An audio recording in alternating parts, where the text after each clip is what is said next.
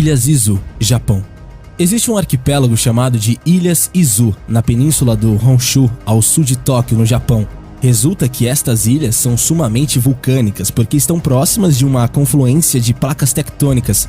De fato, a corrente das ilhas está bem no ponto onde confluem nada menos do que 3 placas tectônicas, criando uma enorme zona de instabilidade vulcânica, e dão forma às 2 cidades e às 6 vilas.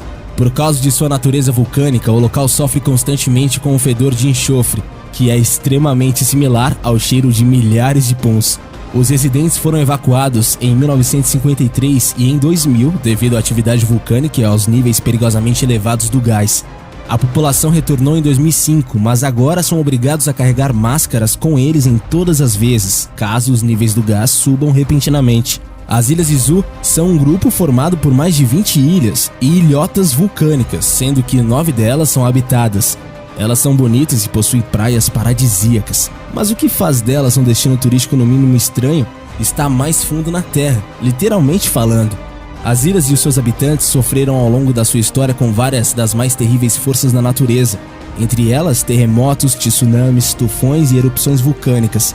O vulcão passou a regularmente expelir gases venenosos que forçaram os habitantes a iniciar uma evacuação em massa para salvar suas vidas. A cena de milhares de pessoas fugindo com máscaras de gás foi, sem dúvida, uma das mais estranhas que alguém poderia presenciar. No ano 2000, muitas pessoas já haviam retornado às ilhas, mas foram obrigadas a abandonar suas casas novamente quando o vulcão voltou a liberar gases nocivos. Em 2005, o governo autorizou o povo a retornar, mas todos receberam ordens de carregar as máscaras consigo 24 horas por dia como uma medida de segurança. Hoje, as ilhas atraem turistas interessados nas magníficas paisagens naturais e também em conhecer a história e ver de perto o vulcão que pode matá-los a qualquer momento. Ilha de Gruinard. O nosso planeta é o lar de inúmeras pequenas ilhas desabitadas. Alguns desses lugares remotos permanecem intocados por razões ambientais, mas outros são deixados sozinhos por causa de algo muito mais sinistro. Uma delas é a Ilha Gruinard, uma pequena massa de terra localizada a cerca de 1 km ao largo da costa noroeste da Escócia, e sua história é arrepiante.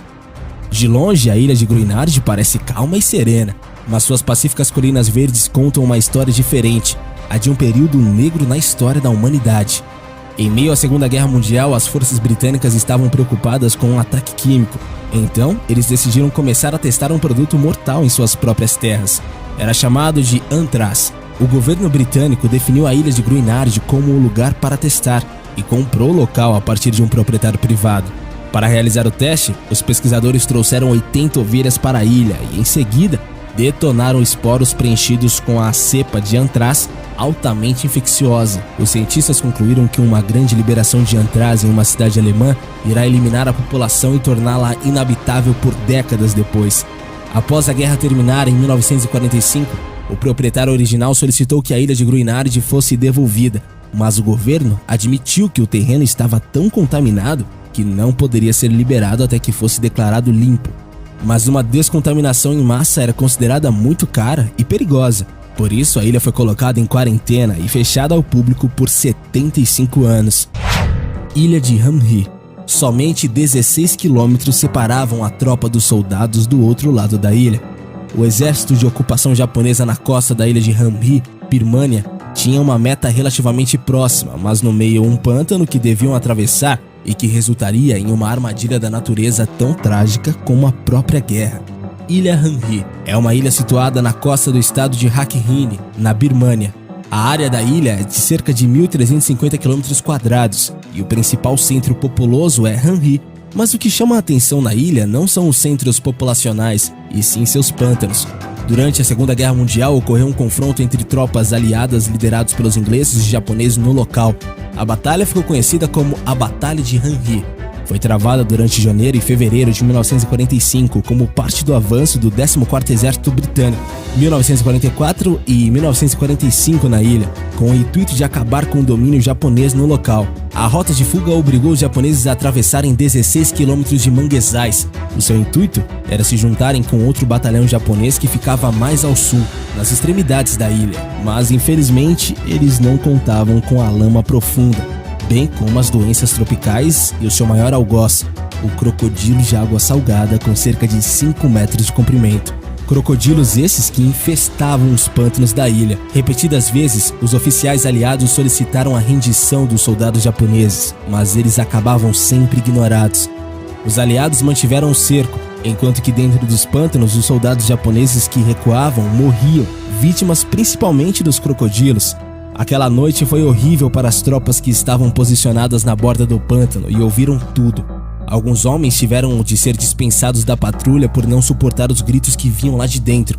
Os crocodilos, atraídos pelo som da batalha e pelo cheiro de sangue, convergiram aos milhares para o interior da ilha, usando os mananciais rasos para se esconder e atacar de surpresa. O ataque do crocodilo de água salgada é rápido e certeiro. O animal se move com precisão, saindo da água apenas o suficiente para alcançar o seu alvo e mordê-lo com presas afiadas capazes de triturar ossos como se fossem gravetos. Os crocodilos se concentraram nos feridos e naqueles muito extenuados ou aterrorizados para correr. O crocodilo de água salgada tem uma particularidade tenebrosa. Ele continua atacando mesmo que tenha obtido carne suficiente para se fartar. Ele costuma afundar suas vítimas na água em tocas alagadas onde se acumula um estoque de carne. Os soldados que conseguiram correr foram perseguidos na escuridão, tendo de fugir através da lama que impedia sua retirada. Mesmo os que conseguiram subir em árvores não estavam a salvo. Os crocodilos aguardavam pacientemente até que a fome os obrigassem a descer. E muitos preferiram acabar com o horror colocando uma bala na cabeça. O som dos disparos e gritos foram se tornando mais raros à medida que os homens morriam, mas por vezes era possível ouvir o som das mandíbulas se fechando e os gritos de dor. O som de milhares de crocodilos massacrando 1000 homens é algo raramente ouvido na terra, e não deve ser algo agradável. Quando amanheceu, urubus e abutres sobrevoavam o pântano, ansiosos para limpar aquilo que os crocodilos haviam deixado. Dos cerca de 1000 soldados japoneses que entraram no pântano de Hanhi, apenas 20 foram encontrados com vida. Estima-se que 500 soldados japoneses conseguiram atravessar os pântanos com vida. Uma vez finalizados os disparos e a resistência, os aliados adentraram a zona do pântano e resgataram somente 20 sobreviventes. O Guinness Book of World Records, que é o livro dos recordes, listou essa tragédia como o maior desastre sofrido por humanos causado por animais. Ilha da Queimada Grande. Na costa sul do Brasil, a quase 93 milhas do centro de São Paulo, está a Ilha da Queimada Grande, também conhecida como Ilha das Cobras. Essa ilha já recebeu o título de lugar mais perigoso do mundo e existe uma boa razão para isso. Pesquisadores estimam que existam entre 1 a 5 cobras por metro quadrado nessa ilha. Além da grande quantidade de serpentes, a espécie em maior número na ilha é a jararaca ilhoa, sendo que o seu gênero é o responsável por 90% dos ataques de cobra no Brasil. Estima-se que existam cerca de 4.000 jararacas ilhoa na ilha. Apesar das histórias de que as cobras foram colocadas na ilha por piratas que buscavam proteger seu ouro, a realidade é outra. Essa densa população de cobras evoluiu ao longo de milhares de anos, sem intervenção humana.